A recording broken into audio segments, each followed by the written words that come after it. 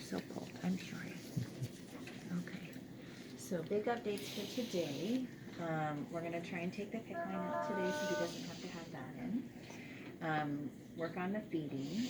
And then the big news is that the MRI does not show anything. That's great. So that's perfect. It's what we want to hear. Mm-hmm. I will leave it up to Dr. Thomas to talk with you about sort of the expectations for development going forward. It is something we definitely are still going to be alert for on him, Right. and we would want you to follow Absolutely. up with the developmental specialist. But, you know, I'll chat with her when she comes, and I think you guys should, the conversation that we should have is whether or not his seizures could have been from his hypocalcemia, his low calcium levels at birth. And so because if it is from a temporary issue that may have had to do with your osteopetrosis, Right. then it is possible that she may be able to take him off of his anti-epileptics, the seizure medications, earlier, because his MRI otherwise looks clear. Okay. Because the classic pattern for babies who have encephalopathy because they weren't getting enough oxygen is that they will have, if it's really bad, they'll have seizures in the first couple of hours of life.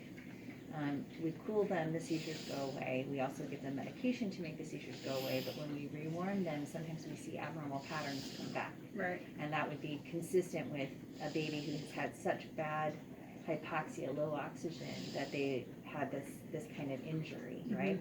But for him, he had those seizures very early on. They were kind of hard to treat because they had to do multiple doses of anti-seizure medication. But they kind of went away when we started also giving him calcium, right, and replacing his calcium levels. So it's something to talk about with her. I don't know what her recommendations would be in terms of when to stop the epileptic medication. So, but otherwise, he's doing good. I think it's about learning how to eat at this point, which is a great, good problem to have right now.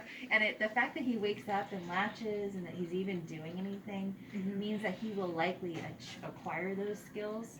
The kids I worry about are the ones that never seem to wake up, never seem interested. So if he has any interest at all, that's a good sign. He's been like putting his mouth around my food. He hasn't quite like hard latch, but he's bit me like once or twice. So he's there, you know, and he kind of like opens his mouth and like moves it around to it. So So I think if he's at all interested, it's a good promising sign that he will likely acquire that skill.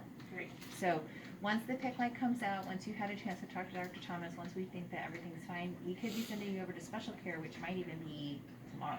That'd be awesome. So you guys could get a room with a door and a bathroom. I don't know. I mean, I know your comment about the mattress earlier, but I don't know if it's going to be an upgrade. I know it won't be an upgrade. It is not going to be an upgrade. No. Apparently that one is not Not. the most comfortable either. So Yes. That's okay. The Might sleeping need a mattress arrangements topper. are not, I will just tell you, they're not good. That's fine. The beds are very uncomfortable. That's okay. It's still progress. So. But it is amazing for families when they get over there just to be able to be with your baby in a way that seems more like home.